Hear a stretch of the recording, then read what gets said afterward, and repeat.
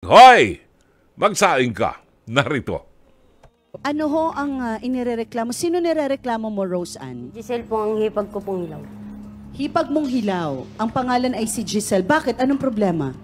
Sa tuwing nabili po ako ng bigas galing sa pagtitinda ko ng isda, ako na po yung nabili. Ang gusto po niya mangyari, ako pa pong magsaing. Ako pa pong gumawa ng gawaing bahay. Magkasama kayo sa bahay. Hindi po. Abay, bilangan to. Sa pagkikilis, sa pagluluto, sa paghuhugas at pagsasaing. Ikaw lahat yon. Pero kasama mo siya sa loob ng bahay. Hindi po, magkabukod po kami. Bukod. Maisa lang po ang lutuan namin. Pati ang hugasan. Okay. Kasi nagtaka naman ako kung magkabukod kayo, ano kung ikaw yung sa sarili mong bahay. So, ang sinasabi mo, sa'yo lang. Sa bahay mo, doon ginagawa yung pagsasaing, yung sa pagluluto. So, hindi siya tumutulong. Never po siya nagluto. Baka hindi kasi siya marunong magluto. Hindi po, Rose Ann. paano lang po yung kanya, pag naisipan niya po, at saka po minsan kapag na niya na, kailangan makawa ka pa sa kanya na, tipo na, magmakawa ka pa na, Sel, pwede bang tulungan mo naman ako nito, pasuyo naman ako, kailangan magaganon ka pa sa kanya. Eh, hindi naman pa pwede na gano'n dahil ako nag-itinda rin ako.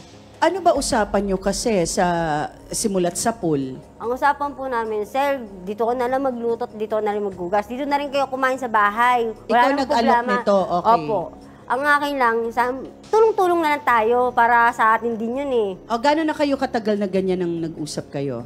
Mga siguro magdadalawang buwan na. 2 buwan. Pero sa tingin mo hindi parang natupad yung usapan. Opo. Kaya ka nababad trip ngayon. Anong level na kayo ng nag-away na ba kayo? Opo. So, ano nangyari sa pag-aaway nyo? Bakit anong umpisa ng pag-aaway? Yung dun Sinita po sa, mo? Opo, yung dun po sa pagsasaing nga po na akong utusan niya. Eh, galing po akong nagtinda po ako ng isda nun, kakauwi ko lang, dala-dala kong bigas. Isasaing mo na lang. Isusuyo mo na lang, gasino lang, hugas na yung kaldero. Isasaing mo na lang, hindi mo pa magawa. Hindi niya pa po magawa. Ang gusto niya mangyari, ako ang gumawa. Kahit pagod na ako pang gagawa.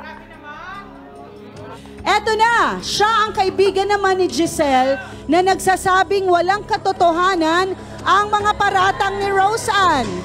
Mona, pasok!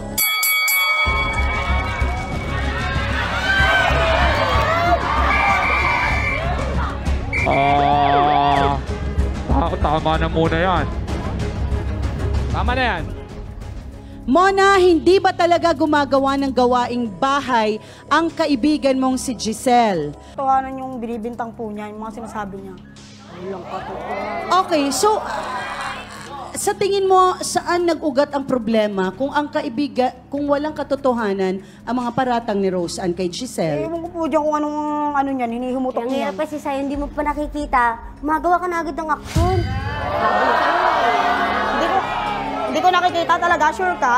Sure ka? Nakakasigurado Mas ka? kami ang Hindi, nakakakita, Mona, hindi kasi ikaw. parang ang pagkakaintindi natin dito, iisang lutuan. Opo. Okay, so ang kaibigan mo ay hindi na nga nagbibigay ng bigas or kung Hindi ano po kasi man. lingguhan po kasi yung padala ng asawa ng kaibigan ko kasi stay in po yun. Ngayon, ang gusto ng kaibigan ko, siya na muna magpaluwal. Magpaluwal ang pambili. Oh, pero ang reklamo kasi ni Rose Ann, siya na lahat. Ayun na Hindi nga. man lang yung Minsan kaibigan lang, mo. kumbaga hindi- minsan lang naman ang mangyari na walang maibigay yung kaibigan ko. pero Siya hindi nga ang daw bibili. nagluluto. Kumbaga yung effort, Siyempre, wala pag rin. minsan- Ano kasi pag Pagod na bigyan yun ka ng eh. tindahan, ako agad magluluto. Uy, di ako robot. Tao ako, mapagod. Talaga? Talaga? Di ikaw Ano na. ba ang tingin mo kay Rose Ann? Tao o robot? Parang skeleton po. Okay. Eh, ano naman sa'yo? Scorpion. Scorpion na hilaw na chismosa. Mukha kang scorpion na hilaw na chismosa na may devil.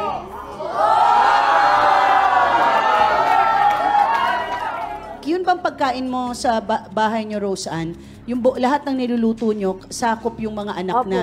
Para sa lahat lang po yun eh. 7 anak. So kung hindi ka nagluluto, kung si Rose Ann ang nagluluto, wala siyang anak. Wala po. Ang napapakain ni Giselle ay yung 7 niyang anak. So baka yun ang tinitignan ni Rose Ann na bakit siya ang Sa akin, gumagawa para sa lahat. akin ano lang Eh po mas yun eh, marami ang tulong ko sa kumakain kay na Giselle. Tama ba, Mona? Opo. No choice, siyempre. Yan tayo eh. No Ano choice. masasabi mo? No choice. Bakit no choice? Ba't no choice? Siyempre naman magigipit yun eh. Eh, ginagatas yun. yun. Nasa face-to-face tayo. Ikaw wala kang ginagatas. Siyempre, unawain mo rin yun. Oo, wala akong ginagatas. May nagpapagatas lang, di ba? May kinakain din ako, may binabayaran din ako, tulad ng panganganak ng kapatid ko. Hindi lang kayo ang iintindin ko, hindi lang ang hipat Ba't kong kayo? iintindin. Ba't kayo? Ba't di ka rin ba nakikikain? Nakikikain ako? Sure ka? Alam mukha mo. At alam nga tumunganga ka lang sinungaling doon. ka. Alam nga tumunganga ka lang sa pintuan namin habang nagchichismisan kayo ni Giselle, di ba? Ay, huwag ka pumasok mo na, di bawal dito, bawal dito yung yung gawain mo sa akin iba to. Yung gawain mo sa akin iba to. Okay, so nakikikain ka rin dun sa niluluto. Pag minsan po, naaabutan ko sila na nagkakainan. Talagang pabigat lang sa buhay ni Rose Ann itong si Giselle. Kasi po, pag maghugas po si Rose Ann, lagi na lang po si Rose Ann yung naghugas ng platos, lagi na lang siya na... Ano mo nalalaman? Kasi po napunta po sa kanila, lagi po ako natambay sa Oo, kanila. kasi marites din yan eh.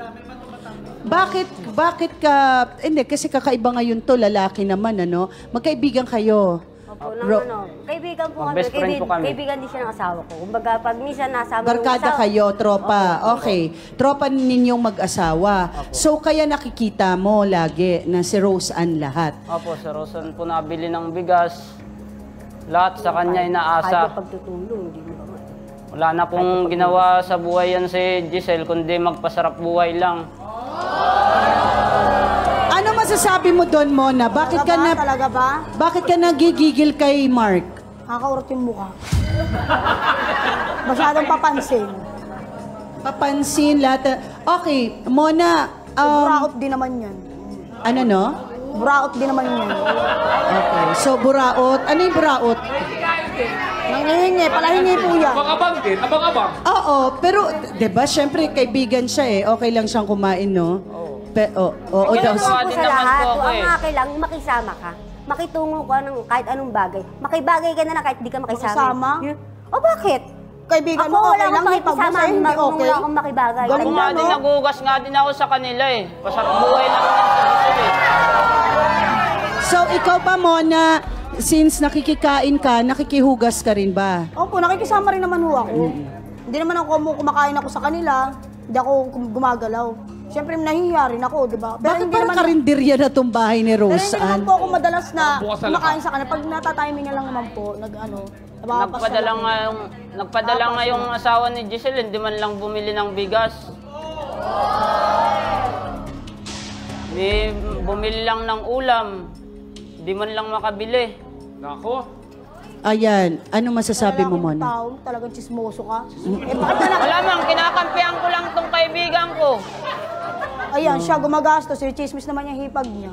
Oh, talaga? Wala Wow, naman, kasi dahil totoo ako naman. tinda, paano makapag-chismis nun? Eh, kayo nga, nasa bahay. Araw-araw ka nagtitinda? Siyempre, masipag Wala to ka ng eh. puhunan. Paano tayo makakakain sa Hindi ka tulad ni araw-araw? Giselle, talaga si Giselle Kung wala akong dumisistarte, puhunan? araw-araw, naglalabandera. Kailan? Hindi mo masabi kung kailan dahil Eh, ikaw, wala ka ng ano, wala ka ng Chismosang puhunan. palakaka. Sa mga nagmamahalan, pangarap nila na bumuo ng isang kingdom, isang kaharian, yung nagmamahalan. They form a family, bumubuo ng isang pamilya, may mga anak. And that happened kay Giselle. Pero Giselle, sa isang tao o sa mag-asawa na nagplano na bumuo ng pamilya, responsibilidad ninyo na maging independent. Hindi tayo dapat umaasa sa ibang tao. Kung may tulong na ibinibigay, pagpasalamat natin. Since wala pa kayong kusina, nakikiluto tayo sa kusina ni Giselle, marapat lang talaga na kahit anong anggulo mo tingnan, anak, marapat lang na makisama ka sa kanya. Paghugas ng pinggan, tama si attorney, sang-ayon ako sa kanya, i-schedule nyo ang inyong gawain. Otherwise, kung ayaw mo ng gano'n, magpundar ka ng sarili mong lutuan, doon ka magluto sa bahay mo. Problema mo, ang lahat ng kakulangan sa pamilya mo, hindi problema ni Roseanne yun kasi meron din siyang sariling pamilya. Ang nangyari kay Roseanne, hindi naman pinag-aawayan ng pagkain. She's willing to help you. Ang hinahanap lang niya yung kusang loob mong makita na may nag-e-effort ka rin na makapaghugas man lang ng pinggan o ng pinagkainan. Yun lang, maliit na bagay. Sana hindi masira, Roseanne, ang pagsasama niyo, ang relasyon niyo, no? And I hope you're willing to forgive her. At siya naman, I think Roseanne deserves an apology from you, no? Para mabuo natin, imbis masira ang ating pagiging magkamag-anak. Salamat.